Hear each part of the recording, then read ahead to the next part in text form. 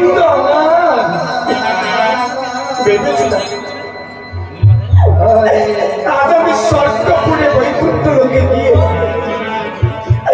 আমি ঠাকুরের চূড়ানে চরণে দর্শন পাবো, কিন্তু না, সেই আশাটা আমার পূর্ণ হলো না প্রভু।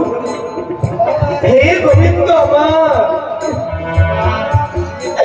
আজ তুমি এমনি একা দারুণ চিন্তার বোঝা মাথায় নিয়ে গোলক ধাম আলো অন্ধকার করে দিয়ে আজ তুমি কোথায় চলেছ প্রভু? আজ আমি গোলক ধাম আলো অন্ধকার করে দিয়ে ভক্তভাবে চলেছি ভক্তকে পরীক্ষা করবো বলে। তাই ভগবান, হে গোবিন্দ আমার, তোমার কি মহিমা প্রভু? आपको जैसे लीला प्रभु, आपको जैसे लीला। हे भगवान, তুমি তবে মত্তদমে যে রোগ শোক মৃত্যুকে বোঝাও, সেখানে আবার তোমার ভক্ত আছে নাকি প্রভু? হ্যাঁ নারদ, এদিকে শত্রুঘ্ন বিশাখা লক্ষ্মী দেবী আসছে। হ্যাঁ নারদ, মর্তধামে আমার ভক্ত আছে, মর্তধামে আমার ভক্ত আছে কিনা দেখবে?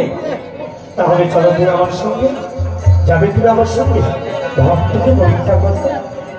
না প্রভু না, মর্তধামে যে রোগ শোক মৃত্যুকে বোঝায়, সেখানে গেলে আমাকে খোদায় কষ্ট দিতে হবে, আমি যাবো না প্রভু। নারদ চলো, আমার সঙ্গে মর্তধামে ভক্তকে পরীক্ষা করতে গেলে তোমাকে খোদায় কষ্ট দিতে হবে না, তবে এই বেশি গেলে চলবে না নারদ।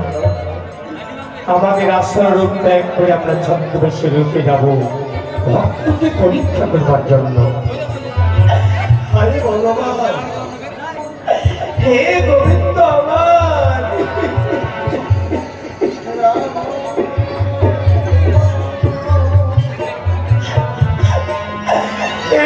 শুনছি প্রভু, আসল রূপ ত্যাগ করে ছদ্মবেশে রূপে যাবো ভক্তকে পরীক্ষা করতে। হ্যাঁ নারদ, যাবো না আমি, যাবো না আমি মর্তধামে ভক্তকে পরীক্ষা করতে। কেন যাবো? তুমি যে মর্তধামে গিয়ে ভক্তকে কিভাবে পরীক্ষা করবে তা আমার সবকিছু অজানা প্রভু। আমি যাব, তার আগে আমি তোমার কাছে যা জানতে চাইব তাই তুমি আমাকে জানিয়ে দেবে, তাই জানিয়ে দেবে।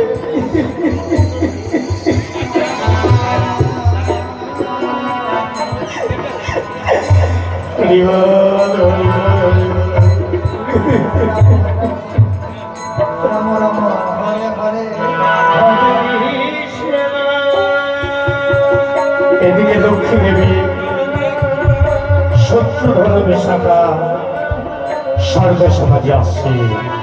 এখন লক্ষ্মী দেবী শত্রুঘ্ন বিশাখা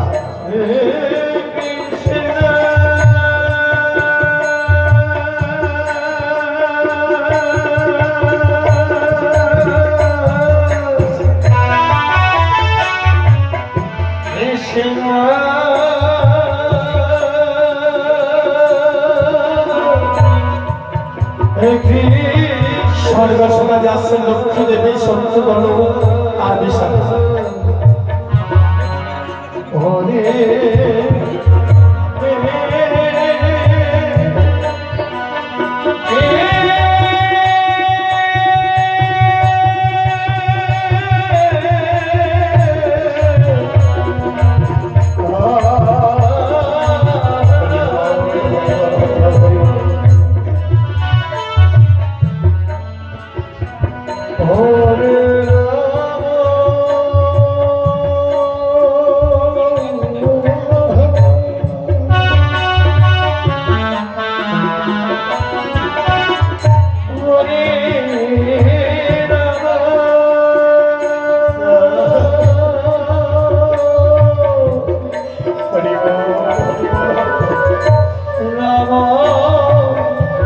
হে রাম